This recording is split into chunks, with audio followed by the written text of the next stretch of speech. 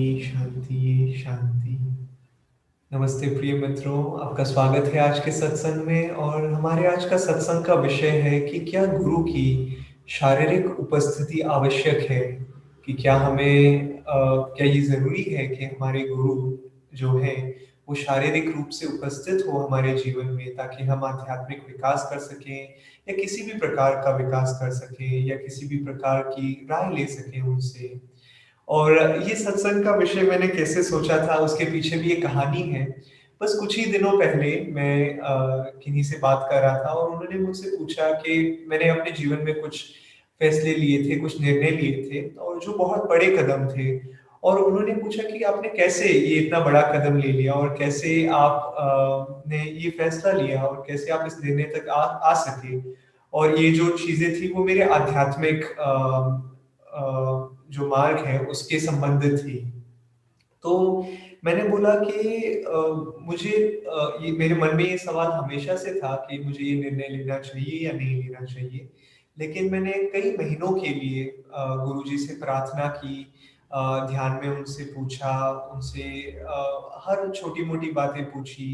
और फिर धीरे-धीरे जब मुझे लगा कि मुझे गुरुजी मेरे गुरु ये चाहते हैं और मेरे गुरुजी परमहंस योगानंद जी हैं, जिनकी आप तस्वीर मेरे ठीक पीछे देख सकते हैं। तो मैं बस जानना चाहता था उनसे कि वो क्या सोचते हैं कि मेरे लिए सही दिशा है, और मैं वो करना चाहता था। और जैसे कि आप जानते होंगे कि परमहंस योगानंद जी अपने शरीर में नहीं है, और जिनसे मैं बात कर रहा था, उन्हें भी पता था कि परमहंस योगानंद जी ने अपना शरीर बहुत पहले त्याग दिया था। तो उन्होंने पूछा कि गुरुजी से आपने पूछा और आपको गुरुजी से गाइडेंस मिली, कि उन्होंने आपको निर्देश दिया? मैंने बोला हाँ। उन्होंने बोला गुरुजी गाइडेंस देते हैं? मैंने बोला जी बिल्कुल। और उनके मन में ये सवाल उठा कि कैसे? क्योंकि गुरुजी तो शरीर में नहीं है। और ये सवाल दोस्तों काफ़ी बार हमारे आध्यात्मिक मार्ग में आता है, क्योंकि काफ़ी सच्चे संत, कई सच्चे संत जिन्हें हम जानते हैं, वो आज के दिन में अपने शरीर में नहीं हैं। हकीकत में बहुत कम जो सच्चे संत हैं, जो सच में ईश्वर को जानते हैं, उनकी गिनती बहुत कम है इस दुनिया में। और जो लोग अपने आप को संत बुलाते हैं, वो शायद इतने महान नहीं हैं जितना वो अपने आप को दिखाते हैं। लेकिन खैर, बात ये है कि बहुत कम सच्चे संत जो हैं वो आज के दिन में इस विश्व में नहीं है, वो अपना शरीर त्याग चुके हैं। जैसे आप योगानंद जी को ले लीजिए, शंकराचार्य को ले लीजिए, रमणा महर्षि को ले लीजिए, रामकृष्ण परमहंस जी को ले लीजिए। कई महान संत जिन्हें लोग अपना गुरु मानते हैं, वो अपने शरीर में नहीं है, वो अपने शरीर को त्याग चुके हैं। तो इस अवस्था में क्या हम आध्यात्मिक रूप से विकास नहीं कर सकते हैं? या क्या हमें ये इस चीज़ का अफ़सोस करना चाहिए कि अरे! मैंने जन्म लिया तब तक तो योगानंद जी शरीर त्याग चुके थे, या जब तक मैं आध्यात्मिक मार्ग पे आया, तब तक योगानंद जी अपना शरीर त्याग चुके थे। लेकिन इस चीज़ को दोस्तों 2 चीज़ों से, 2 नज़रिए से देख सकते हैं। एक है कि अरे काश! ये हो सकता, या दूसरा कि नहीं, गुरु हमारे साथ अभी इस क्षण पे हैं।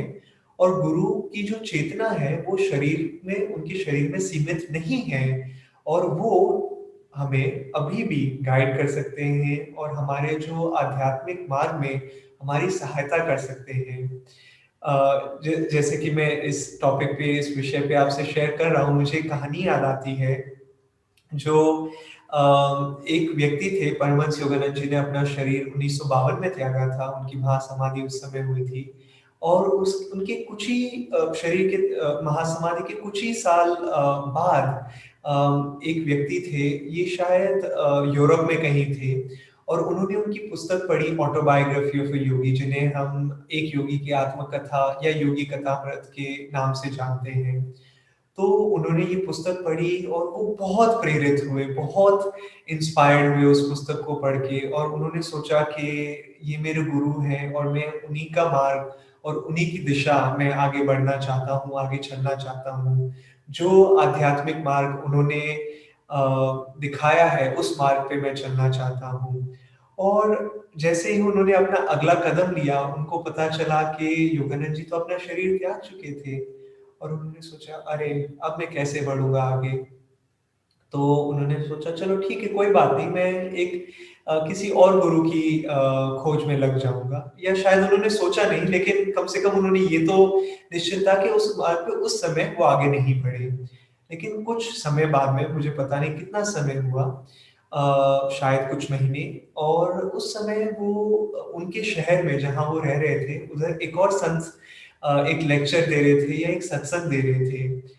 और उनका नाम, जहाँ तक मुझे याद है, कई सालों पहले की बात है, उनका नाम था स्वामी रामदास। तो स्वामी रामदास का इस शिष्य ने सत्संग अटेंड किया, सत्संग में भाग लिया, और हमें पता चल जाता है दोस्तों, जब कोई सच्चा संत होता है जो उनकी चेतना, जब ईश्वर की चेतना को दर्शाती है, तो उन्हें पता चला कि हाँ, ये एक अच्छे संत है, ये एक सच्चे संत है। तो सत्संग के ठीक बाद में वो स्वामी रामदास के पास में गए और स्वामी रामदास को बोला कि गुरुजी, आप मेरे गुरु हैं, कृपया आप मेरे सद्गुरु हैं, आप मुझे स्वीकारें और मेरा मार्गदर्शन करें। और स्वामी रामदास, और ये बात है दोस्तों कि जब भी कोई संत सच में एक संत होते हैं, तो वो किसी को भी अपनी ओर आकर्षित नहीं करना चाहते। वो सिर्फ उन्हें ईश्वर की ओर उनका मार्ग दिखाना चाहते हैं। तो उन्होंने बोला, नहीं, मैं तुम्हारा गुरु नहीं हूँ, तुम्हारे गुरु योगानंद जी हैं। और इस व्यक्ति ने बोला कि जी नहीं, नहीं, नहीं, योगानंद जी तो जीवित ही नहीं है, योगानंद जी मेरे गुरु नहीं है। और स्वामी रामदास ने उन्हें देखते हुए कहा कि स्वामी, योगानंद जीवित हैं, योगानंद जी जीवित हैं, तुम जीवित नहीं हो। तो दोस्तों, उसी प्रकार और ऐसा नहीं है, हमें पता है कि योगानंद जी उस समय जीवित नहीं थे, कम से कम शारीरिक रूप में, और ये व्यक्ति जीवित थे। लेकिन सच में कहा जाए तो वो आध्यात्मिक रूप से जीवित नहीं थे, और योगानंद जी आध्यात्मिक रूप से सच्चित आनंद थे। वो हर जगह यदि कोई भी उनकी चेतना को अपने भीतर महसूस करना चाहे तो कर सकते थे। तो उस रूप से अगर देखा जाए तो योगानंद जी जीवित थे और ये व्यक्ति जीवित नहीं थे। तो इस कहानी से हम क्या सीखते हैं? और इस कहानी को संपूर्ण करने के लिए आगे ये जो व्यक्ति थे वो योगानंद जी के शिक्षाएं सीखने लगे, और फिर योगानंद जी के शिष्य भी बने, और फिर उसके बाद में उन्होंने अपना बाकी पूरा जीवन योगानंद जी के जो शिक्षाएं हैं उनको बाकी लोगों के साथ में बांटने का और उनकी शिक्षाओं का प्रचार किया। तो अब वापस आते हुए इससे हम क्या सीखते हैं कि हम कैसे बढ़ सकते हैं, कि कोई भी गुरु हो, उनको हम अपने जीवन में उनकी चेतना को हम अपने जीवन में लेके आ सकते हैं। और इस सत्संग में मैं कुछ बातें शेयर करना चाहूँगा कि हम उन्हें अपने जीवन में कैसे ला सकते हैं। पहली बात दोस्तों, कि हम सोचते हैं कभी-कभार कि भगवान, ईश्वर या गुरु कहीं बहुत दूर हैं और हम यहाँ हैं, भगवान कहीं दूर हैं। सबसे पहली बात है, स्वामी क्रियानंद जी जो योगानंद जी के शिष्य थे, वो कहते थे कि जिस समय हम हमारे मन में वो ख्याल आ जाता है, उसी समय हम अपने आप को ईश्वर से अलग कर लेते हैं। बल्कि हमें ये सोचना चाहिए कि ईश्वर हमारे साथ अभी है, गुरु हमारे साथ अभी है। अगर कोई चीज़ हमें अपने गुरु से अलग करती है, ईश्वर से अलग करती है, तो वो है हमारा ये विचार कि हम उनसे अलग हैं। तो जैसे ही आपके मन में वो विचार आए, तो उसे दूर कर दीजिए, उसे बहुत दूर कर दीजिए, और सबसे पहले ये याद रखिए कि गुरु मेरे साथ अभी उपस्थित हैं। और एक बार योगानंद जी के शिष्य थे, योगानंद जी अपने शिष्यों को बोलते थे कि कभी भी अकेले ध्यान मत कीजिए, साधना मत कीजिए, या साधना अकेले मत कीजिए, किसी मतलब अपने गुरु भाइयों के साथ में कीजिए। तो उस शिष्य ने बोला कि गुरुजी, क्या करूं अगर मैं अकेला हूँ? ऐसा हमें हर समय मुमकिन नहीं हो पाता है कि मैं किसी के साथ में रहूं, जिनके साथ में साधना कर सकूं। तो योगानंद जी ने बोला कि क्या मैं तुम्हारे साथ हमेशा नहीं हूँ? तो इस बात को ध्यान रखिए दोस्तों। और ये मैंने सीखा है खुद के जीवन में भी अपना के, और बाकी अन्य लोगों के देखते हुए जिन्होंने मेरे से ज़्यादा अपने जीवन में आध्यात्मिक विकास किया है। और मैंने देखा है कि वो हर चीज़ को अपने गुरु के साथ में करने का प्रयास करते हैं।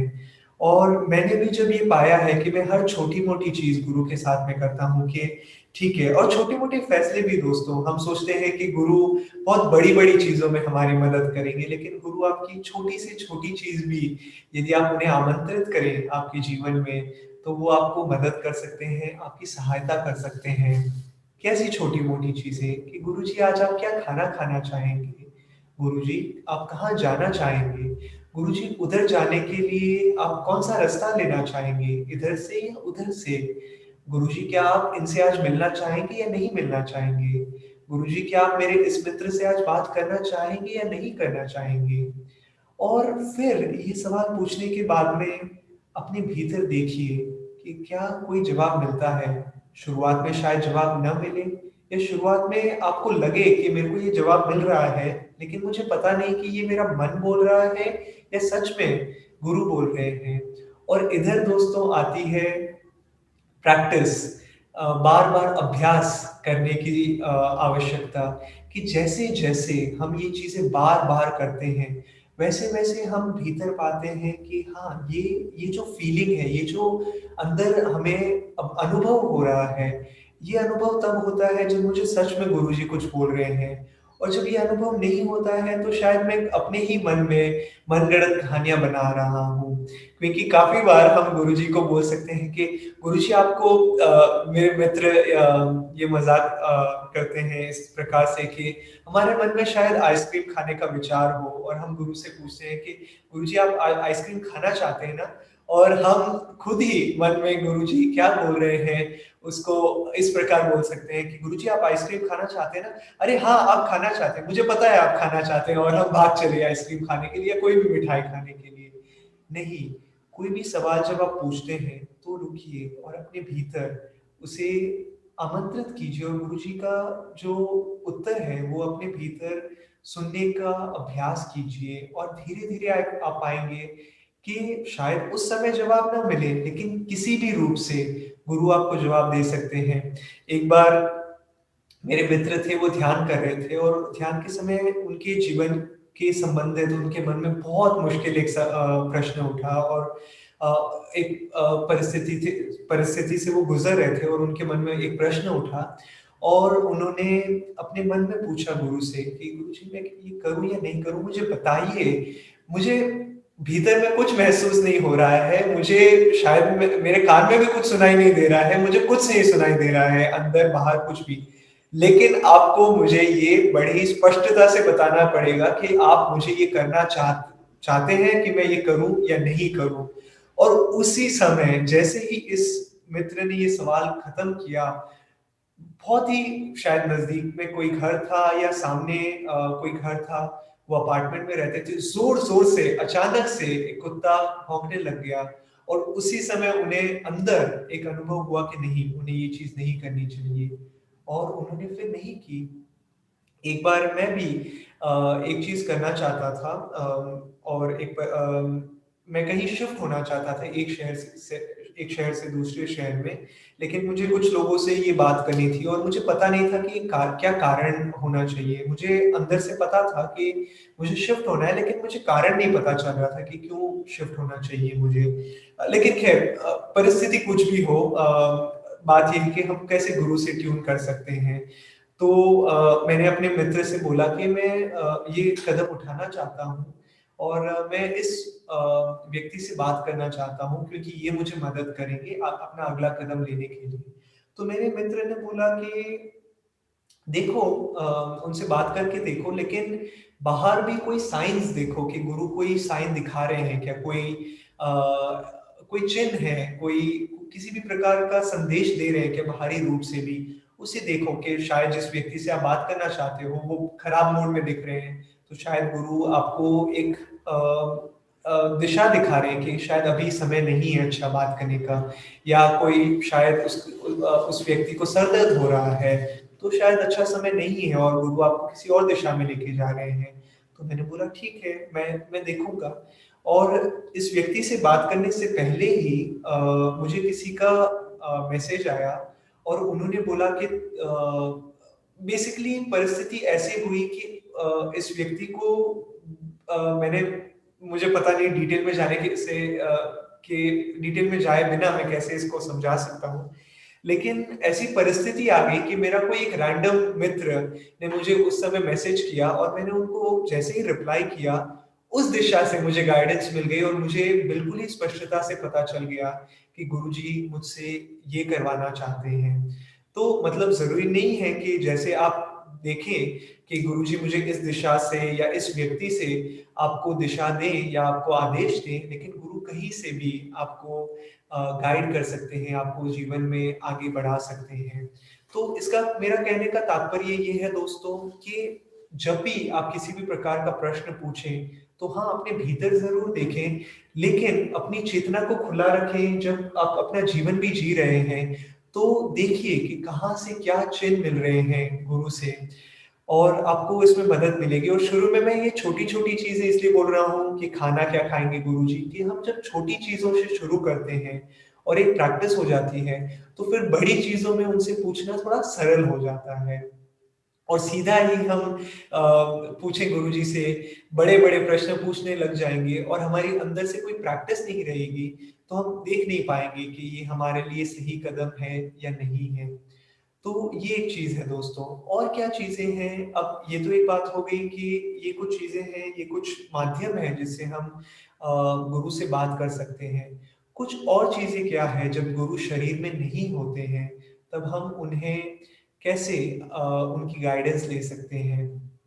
एक है और मैंने ये पाया है अपने जीवन में कि जो मेरे से मैंने शायद इस बारे में ऑलरेडी चर्चा की हो, लेकिन जो आपसे ज़्यादा इस आध्यात्मिक मार्ग पे या आपके जो भी आध्यात्मिक मार्ग पे आप चल रहे हैं, जो आपसे ज़्यादा चल चुके हो उस आध्यात्मिक मार्ग पे, उनसे गाइडेंस लीजिए। क्योंकि हमें कभी-कभार लग सकता है कि अरे नहीं, ग्रंथ में तो सब कुछ लिखा हुआ है या मैं अपने भीतर से ही सब कुछ महसूस कर सकता हूँ।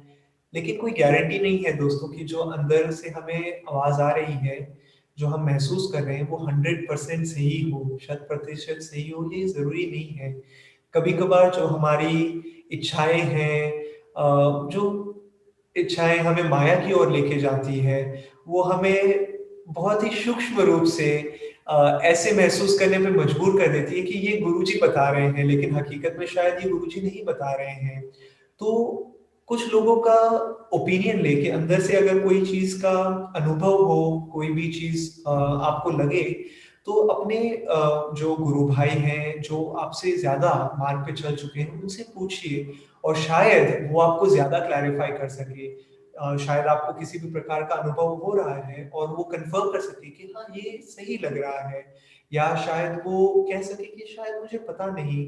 आप और थोड़ा ध्यान करके देखिए कि ये आपके लिए सही कदम है या नहीं है। और आप धीरे इसमें प्रैक्टिस लगती है दोस्तों। और जब गुरुजी परमहंस योगानंद जी मेरे गुरु शरीर में भी थे और उनके शिष्य जब थे, तो गुरुजी बाहरी रूप में ज़्यादा एडवाइस नहीं देते थे, ज़्यादा सलाह-मशवरा नहीं करते थे। वो एक वाक्य बोल देते थे और चले जाते थे और फिर उस शिष्य पे ये होता था कि वो अपने भीतर कि गुरु क्या समझाना चाह रहे थे, अपने भीतर उसको उस दिशा को ले और महसूस करे। और गुरुजी के काफ़ी शिष्य भी थे जो उनके साथ में हमेशा शारीरिक रूप से उनसे नहीं मिलते थे कि गुरु कहीं और रहते थे गुरुजी किसी एक शहर पे रहते थे और उनके शिष्य किसी और शहर पे रहते थे। और हमेशा चिट्ठी लिखना, उस समय ईमेल, फ़ोन, व्हाट्सएप भी नहीं हुआ करते थे। तो गुरु अपने भीतर में उनके शिष्य महसूस करते थे और काफ़ी बार दोस्तों परमहंस योगानंद जी ने और कई मही महान गुरुओं ने दर्शन दिए हैं अपने शरीर को त्यागने के बाद में भी। परमहंस योगानंद जी के जो खुद के गुरु थे, स्वामी श्री युक्तेश्वर जी, जब उन्होंने अपना शरीर त्याग दिया था, जब उन्होंने महासमाधि ले ली थी, तो उसके बाद में योगानंद जी बहुत दुखी थे अपने भीतर और वो कुछ नहीं करना चाहते थे, वो इतना दुखी थे वो और वो सोच रहे थे कि गुरुजी मुझे छोड़ के चले गए। लेकिन जब वो मुंबई में थे, जब वो वापस अमेरिका जाने के लिए तैयार हो रहे थे और वो मुंबई में एक होटल में थे, अचानक से उन्हें भगवान कृष्ण का दृश्य दिखाई दिया उनके होटल रूम की खिड़की से और उन्हें लगा कि आज कोई बहुत ही बड़ा आशीर्वाद मुझे मिलने वाला है। और कुछ ही शायद समय के बाद में उन्हें स्वामी श्री युक्तेश्वर जी के दर्शन हुए और स्वामी श्री युक्तेश्वर जी ने शारीरिक रूप में उन्हें दर्शन दिया, और जैसे ही योगानंद जी ने उन्हें देखा, उन्होंने उन्हें कस के गले लगा लिया। और युक्तेश्वर जी ने बताया कि ये मैं वही हूँ, और मैं हमेशा से तुम्हारे साथ में हूँ। और तो याद रखिए दोस्तों कि यदि इसमें सबसे जरूरी बात क्या है, मुझे या किसी और को कभी कभार गुरु की जो दिशा है, गुरु का की सलाह है या गुरु दिखाई क्यों नहीं देते हैं?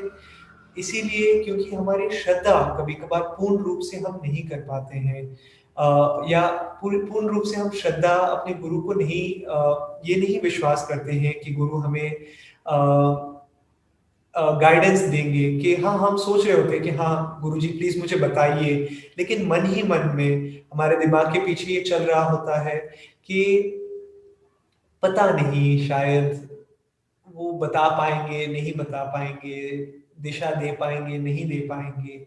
लेकिन यदि हम पूर्ण श्रद्धा से ये विश्वास करें कि मुझे गाइडेंस मिलेगी, मुझे दिशा मिलेगी, मुझे आशीर्वाद मिलेगा, मुझे मार्गदर्शन मिलेगा, तो पूर्ण रूप से गुरु या तो साक्षात्कार होंगे, या किसी अपने शिष्य के रूप में, या किसी और रूप में आपकी जो है आपका मार्गदर्शन करेंगे। तो सबसे बड़ी चीज हमारे गुरु के बीच में, जैसे कि मैं कुछ ही समय पहले बोल रहा था, हमारे गुरु के बीच में और हमारे बीच में जो डिस्कनेक्ट हो रहा है, मैं कह सकता हूँ, वो इसीलिए हो रहा है कि हम सोचते हैं कि हम उनसे कनेक्ट नहीं कर पा रहे हैं। और यदि वो ख्याल हमारे मन से हम निकाल दें, तो हम हर छोटी मोटी चीज में और हर चीज में, बर्तन धोते समय, घर की सफाई करते समय, कपड़े धोते समय, नहाते समय, क्लास देते समय, मित्रों से बात करते समय, हर चीज में हम गुरु को देख पाएंगे और उसके पीछे ईश्वर को देख पाएंगे। और कुछ चीजें, एक दो चीजें हैं जो मैं बताना चाहता था, मैंने जो लिख के रखी थी, वो है कि वीडियोस देखना, जैसे कि गुरु परमहंस योगानंद जी के वीडियो या ऑडियो, एक गुरु की जो आवाज होती है दोस्तों, या उनके जो चित्र होते हैं, उनकी जो फोटो होती है, अ, उनमें बहुत पावर होता है। एक बार लहरी महाशय जी ने उन्होंने अपना फोटो किसी को दिया, अपने शिष्य को दिया, और उन्होंने कहा कि ये सिर्फ एक फोटो है, अगर तुम इसे एक फोटो के रूप में मानोगे, लेकिन अगर तुम मानो कि इसमें गुरु का आशीर्वाद है, तो तुम्हें गुरु का आशीर्वाद इसके माध्यम से मिलेगा। और कई बार दोस्तों मैंने अपने जीवन में पाया है कि मैं, जैसे क्रियानंद जी हैं, जो योगानंद जी के शिष्य हैं, मैं उनकी कई वीडियोस रोज देखता हूँ। और क्योंकि योगानंद जी के इतने वीडियोस नहीं हैं यूट्यूब पे, तो मैं स्वामी क्रियानंद जी के वीडियोस देखता हूँ, और योगानंद जी के ऑडियोज हैं, या उनकी किताबें पढ़ना, जैसे योगानंद जी की किताब थी ऑटोबायोग्राफी ऑफ ए योगी, या योगी कथामृत, या एक योगी की आत्मकथा, जैसे है, या स्वामी क्रियानंद जी की किताबें जो हैं, जो उनके शिष्य थे, या उनके शिष्यों के से संबंध में रहना, इन सब चीजों से गुरु हकीकत बन जाते हैं दोस्तों। और फिर ये एक थियरी नहीं रहती है, ये एक किताबी चीज नहीं रहती है कि हाँ हाँ गुरु होते हैं, गुरु है, नहीं, गुरु और शिष्य का संबंध हमेशा हमेशा के लिए होता है। और ये बिल्कुल जरूरी नहीं है कि गुरु एक शारीरिक रूप में ही हमारे साथ में रहे, उपस्थित रहे, और चाहे गुरु किसी और जगह पे भी हो, किसी और सूक्ष्म जगत में भी हो, लेकिन यदि हम श्रद्धा से उन्हें बुलाएंगे, तो वो अपना पूरा ध्यान हमारी ओर देंगे और हमारा मार्गदर्शन करेंगे। और एक और चीज दोस्तों, जिससे मैं ये सत्संग खत्म करना चाहता था, वो है सत्संग, किस संगत में हम रहते हैं। तो सत्संग बहुत महत्वपूर्ण है, जैसे कि ये है अन्य प्रकार की क्लासेस अटेंड करना, गुरु भाइयों के साथ में बात करना, सेवा करना, या जो चीजें गुरु ने सिखाई थी उन चीजों का पालन करना।